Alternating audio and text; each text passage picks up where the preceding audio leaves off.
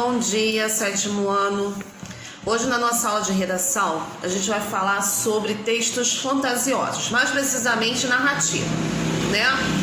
Partindo do ponto de que a narrativa é uma contação de história, essa história pode ser real ou fictícia. As narrativas fantasiosas, elas nos levam a crer que elas são irreais, tá? Assim como a ficção científica, que nós vimos na nossa primeira aula de redação desse bimestre, ela trabalha com algo fantasioso. Ambas elas, tanto a ficção científica quanto a narrativa fantástica. Só que a ficção científica é baseada em suposições científicas, né? Estudos, pesquisas, né? Coisas que os autores, tanto de livros quanto até mesmo de filmes, como a gente já viu, supõem, né, que dentre a ciência aqueles assuntos podem ter ocorrido ou possam ocorrer. Já na narrativa fantástica, que é a nossa aula de hoje, trabalha muito com a crença, com a fé, tá? A gente vai ver que questões sobre mitologia, tá? Deuses. Vamos falar também de religião, de certa forma, porque a gente sabe, nós, acredito que a maioria de vocês, ou aqueles que são, e até mesmo os que não são, mas conhecem a história, sabe, os cristãos são assim chamados por acreditar em Jesus Cristo, né? Porém, tudo que gira em torno, aqueles que não creem, tem sempre uma justificativa, eles acham algo fantástico. Como é que pode uma mulher que se dizia virgem, engravidar, gerar um filho e ter esse filho sem ter contato, com o homem, Então, isso... Tá? Aqui a gente não está falando de religião, tá? A gente está falando de narrativa fantástica. Eu estou fazendo uma comparação em quem acredita, no caso, quem assim como eu é cristão, acredita, e a pessoa que não acredita tem essa justificativa, Que se você pensar até de certa forma, é plausível, é aceitável. Tá? Então a narrativa fantástica, ela trabalha com isso, com a imaginação e com a crença, se você acredita ou não. Por exemplo, Zeus, o pai dos deuses da mitologia grega, Para mim é algo fantasioso, até porque Deus para mim é Deus, Pai, da Santíssima Trindade, Pai, Filho e Espírito Santo. Isso aqui para mim é uma coisa fantasiosa, para mostrar a força do homem. A minha opinião, tá? Já há pessoas que acreditam que Zeus pode ter existido, que a água é de Poseidon, enfim, a Atena, Afrodite, deusa do amor, Enfim, isso tudo são crenças, É o que acredita cada um. Então tem muito da fantasia. Por quê? São questões que não se pode provar, Ela é passada de geração em geração, ou apenas por contar, Como a própria narrativa sugere, ou até mesmo por crença para justificar coisas do mundo. Tá? Então no livro de vocês de língua portuguesa, página 61, a gente começa falando assim. Então tá assim: narrativa fantástica, literatura fantástica e narrativa de fantasia. Monstros, deuses, gigantes e outros seres fabulosos sempre estiveram presentes na imaginação humana e, sobretudo, materializaram-se no antiga e especial forma de literatura, a mitologia. Então, a narrativa fantástica tem a questão do mito, aquela coisa inabalável, inatingível, tá? Então, até se vocês quiserem anotar aqui, ao lado do título, tá? Coloca assim, mitologia, Algo inabalável, inimaginável, Não é difícil de ser realizado por um mortal qualquer, por uma pessoa qualquer. A mitologia é um conjunto de narrativas formadas a partir das crenças de determinado povo, difundidas através do tempo, graças à tradição oral, né? A gente sabe que antes da escrita, tudo que era, né? Tudo que era história, tudo que era vivenciado era passado por boca, tá? Tinha em sua origem o mito, um caráter religioso, sagrado, que servia para legitimar o poder da divindade sobre o homem e o resto da sua criação. É o que eu falei, né? Aquela coisa, o mito é aquele ser inabalável, inatingível, né? Que é capaz de proezas, de feitos que nenhum homem comum é capaz de fazer, tá? Com o tempo, essas narrativas contavam a história dos deuses e os feitos dos heróis passaram a sair do contexto religioso e começaram a ser observadas como pura fantasia, tá? Vamos lá. Vocês, futuramente, principalmente no ensino médio, vocês terão a oportunidade de trabalhar a literatura. A literatura mundial, né? Mas voltando para a literatura portuguesa, que serve de base para a nossa literatura, a literatura brasileira, conta dos feitos dos grandes navegadores, né? Você sabe que aqui foi um país descoberto, entre aspas, já existia, então não foi descoberto, já tinha habitantes aqui, ou seja, que foi invadido. Eu prefiro, né, relacionar esse feito como uma invasão, pela forma como foi, cruel, né, e devastadora, né? Então, os portugueses invadiram o Brasil, né? Porém, antes mesmo de chegar aqui, eles chegaram de caravelas. Então, você pensa o seguinte: se há mais de 500 anos atrás, né? Estamos falando da história da chegada dos portugueses ao Brasil. Se há 500 anos, se agora, em 2020, claro que não com tanta frequência, bem mínimo, hoje as embarcações são, né, altamente seguras, porém ainda assim há, né, casos de acidentes, né, aquáticos, vamos dizer assim, com embarcações. Imagina 500 anos atrás, aquelas caravelas de madeira, há meses afinco, em maré alta, tempestades, como esses caras não sofriam, né? Sem contar que eram meses, as viagens eram coisas de meses, de anos.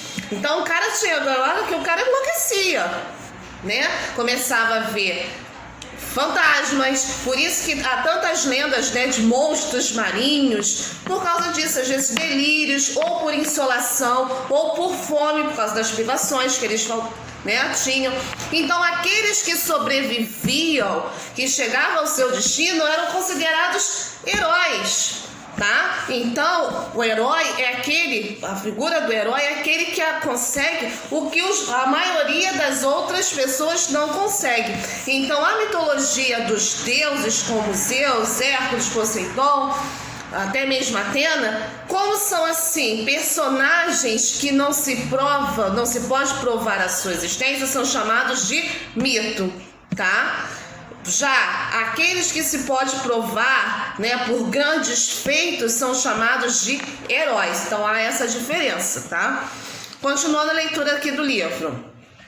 Os contos de fadas ou contos maravilhosos, por exemplo, são reminiscências dos antigos mitos que ficaram no consciente coletivo e que foram transmitidos de geração a geração. Seres extraordinários, heróis e intervenções mágicas são substâncias mitológicas que foram lentamente incorporadas ao folclore popular e também a toda uma classe literária decorrente dele, tá? Por isso que existe nas culturas, né, de cada país, há um folclore, há uma lenda, há um mito, né? Porque são histórias que vêm passando de geração em geração, mas que assim, pode ser apenas uma fantasia com a intenção de entreter, ou pode ter acontecido, porém não há provas que tenham acontecido de fato. Do que chamamos de mito, surgiram outros subgêneros que conjugam o mesmo espaço, o real e o imaginário, o abstrato e o concreto, a lógica e o absurdo. Uma literatura que busca subverter a ordem das coisas conhecidas para se formar outras, insólitas e estranhas. Ou seja, a mitologia, ela pega coisas concretas, tá? E tornam-as abstratas. De que forma? Vamos pegar aqui da mitologia: tempestades, né? Raios e trovões. São coisas que nós classificamos como fenômenos da natureza. Porém, na mitologia, os raios e trovões são sinônimos de quê? De castigo, de punição, né? Dos deuses. Ou seja, isso aí é uma coisa fantasiosa, tal, ou para entreter ou até mesmo assustar, né, as pessoas, né? Fazer uma ligação, se tá chovendo muito é porque o povo aqui não tá andando na linha, tá? Então a mitologia tem essa questão do lúdico, do abstrato, tá bom? Pega coisas reais, concretas e as tornam fantasiosas. A ficção, portanto, não fica apenas limitada em tentar imitar a realidade e transpô-la para o papel, mas também tem a função de recriar uma nova realidade, um novo mundo bem distante dos padrões já conhecidos. Então vamos lá. Narrativa fantástica, ela é fictícia sim, porém tudo que permeia ela é algo assim inimaginável, tá? Não tem comprovação, enquanto a ficção científica são feitas a partir de estudos, de situações que já faz parte do cotidiano da ciência. Por exemplo, Viagem a Marte. Os filmes que tem sobre Viagem a Marte é algo que, né, os filmes já mostram, né, o cara em Marte já vivendo, né, tal, até plantando. Tem um filme que eu não recordo o nome agora, que tem aquele rapaz, o Matt Damon, que tá em Marte e tem até uma plantação de batatas, né, em Marte. Então, ou seja, isso aí já é um filme mostrando como pode ser, tá? Porque já existem pesquisas, até mesmo já se programam, né, viagens a Marte, né, para poder a nível de exploração. Então, assim, não está muito longe da realidade. A ficção científica é algo que ainda não aconteceu, mas não está tão distante da realidade. Já a narrativa fantástica é algo assim totalmente diferente da nossa realidade, tá bom? Então a gente vai parar um pouquinho aqui a leitura e vamos para a página 62, onde está a questão comentada, tá bom? Aqui ao lado, tá assim, questão comentada. A literatura é uma arte solitária. Seu labor é da mente para a página. Sua estranha fantasia é de que alguém possa dar forma ao idioma para que outra experiência mental e individual se realize. A do leitor. Apesar de saraus e oficinas, a escrita raramente escapa de ser uma atividade sossa e desertada. Sentar e escrever sozinho. E se também são solitárias a pintura e a escultura, ambas têm a vantagem de serem dinâmicas, físicas, performáticas, de um modo que as aproxima mais das artes coletivas, como a dança, a música, o teatro e o cinema. Quando fui músico, muitas vezes reclamei dos ensaios, dos shows em que o som estava péssimo, de contratantes que não entregavam o que prometiam.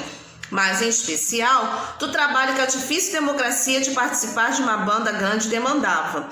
Quantas viagens, quantas alegrias, quantas discussões, quantas concessões. Quantas vezes olhar para o lado e cruzar com a mirada de alguém que estava ali junto contigo, numa construção maior porque erguida por mais gente, mais artistas de um lado, mais espectadores de outro.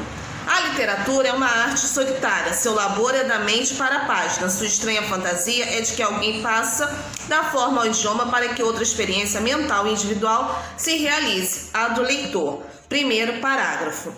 Vamos lá. Esse A do leitor tem a ver com experiência, arte, mente, página ou fantasia. Quando ele fala de labor, ele fala de trabalho, né? O autor ele tem trabalho de pensar, de fantasiar, de imaginar uma narrativa. Então, esse a do leitor é o que? Cabe ao leitor imaginar, acompanhar o raciocínio. Quando você fala de Chapeuzinho Vermelho, né? Você imagina logo uma menina, né? Pelo menos eu imagino uma menina franzina, miudinha, com um chapéu grandão, né? Uma capa grandona, vermelha. Né? Já vocês já devem ter uma forma de imaginar a Chapeuzinho Vermelho. Então é isso que a narrativa fantástica tem, de mexer com o imaginário, tá? Ou seja, cada leitor vai ter uma experiência ao ler o livro. O que eu vou imaginar não vai ser da mesma forma que você vai imaginar. Isso se chama experiência. Então, portanto, a questão comentada, nós temos ali a resposta, a letra A. Vocês também irão fazer agora, tá? Os exercícios das páginas 65 até a página 69, tá legal? Página 65 até a página 69. Beijo, 7º anos, fiquem com Deus e até a próxima aula.